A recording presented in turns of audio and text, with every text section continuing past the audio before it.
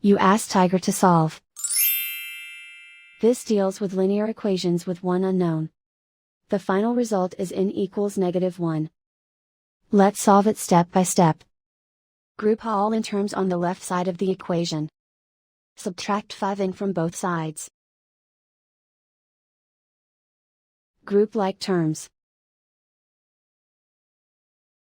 Simplify the arithmetic. Group like terms.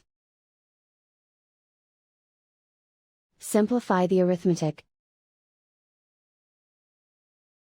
Group all constants on the right side of the equation. Subtract 6 from both sides. Simplify the arithmetic.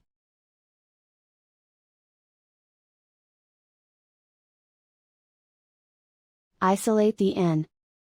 Divide both sides by -13.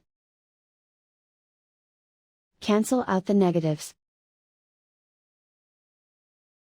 Simplify the fraction.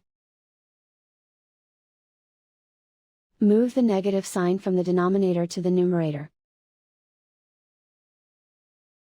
Simplify the fraction. And so the final result is n equals -1.